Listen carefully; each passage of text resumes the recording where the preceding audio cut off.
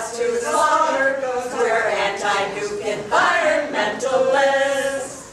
We know tons of facts regarding nuclear waste. When it leaks into our water, there's no taste. But it's poison all the same. Not to worry, they exclaim. So we're anti-nuke environmentalists. No nuke stockpiles, no atom bomb trials, no more stockpiles, no more bomb trials. Keep your radiation and proliferation. Keep your radiation and proliferation.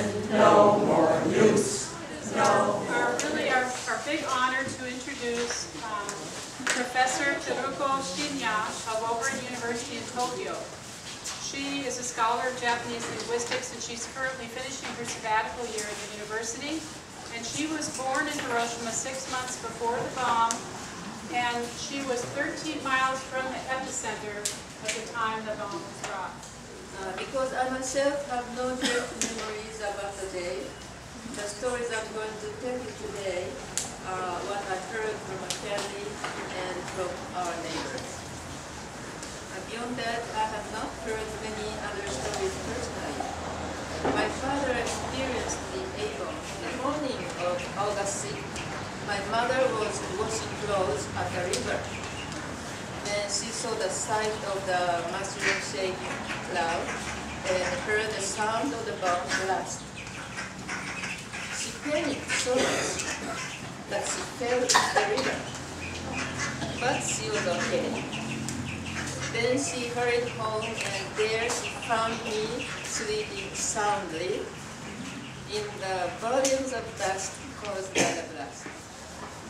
Every year, commemorative ceremony at the atomic bomb takes place on August 6th in Hiroshima and on 9th in Nagasaki.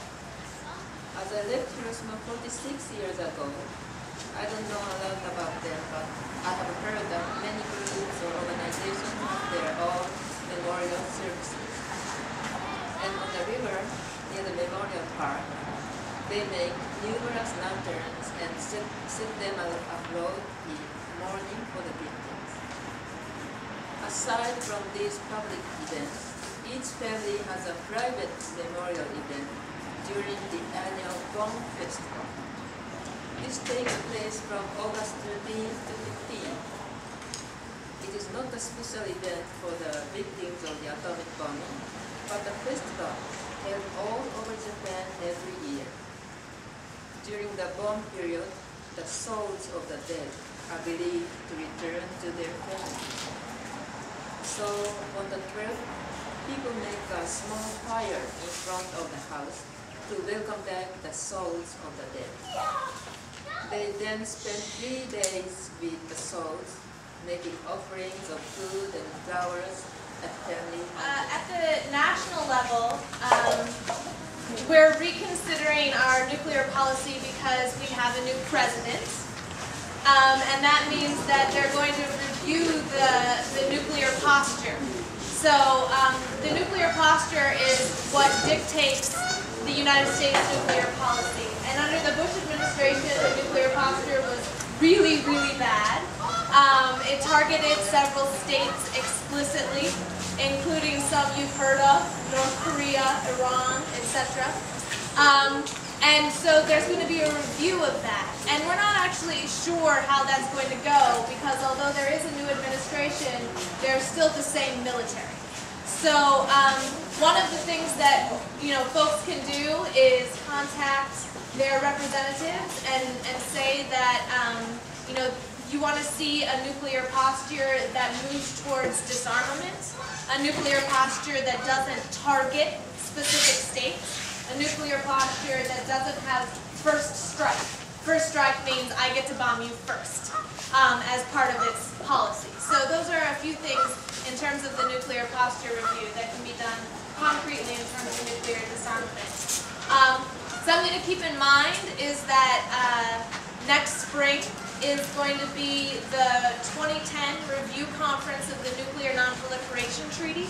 The Nuclear Non-Proliferation Treaty is the main block of law that says what you can and cannot do in terms of nuclear it's reviewed every 5 years. So every 5 years, all the signatories to the treaty, which is every country in the world except 3, the only countries that are not party to the treaty are India, Pakistan, and Israel.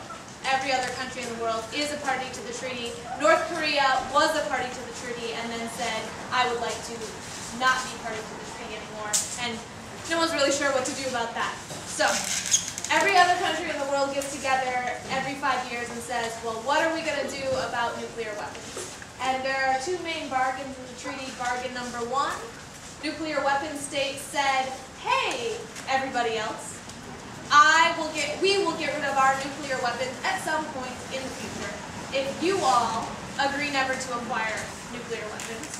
And bargain number 2 was, hey, everybody else that doesn't have nuclear weapons yet, we will agree to give you, quote, inalienable right to nuclear energy in exchange for the agreement that you will never acquire nuclear weapons.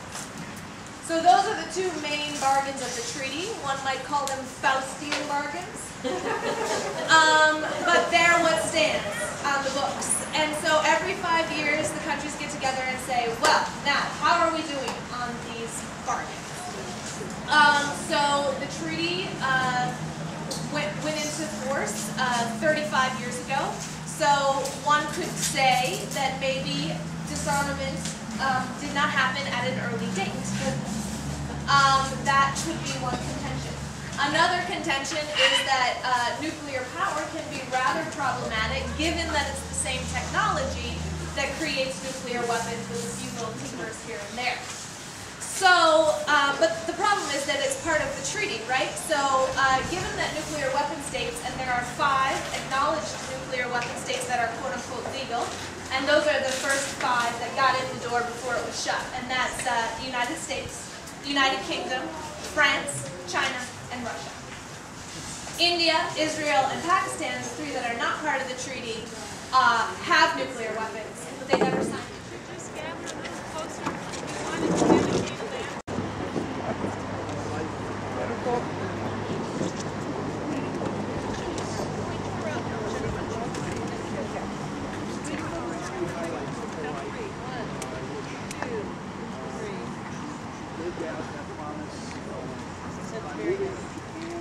After World War II, our ability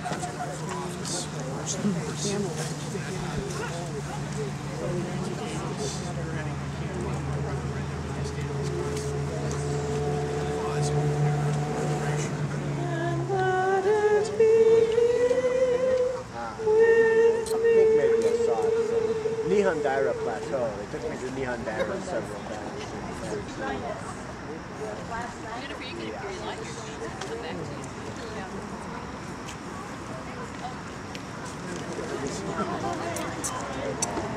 Oh, stranger, stranger.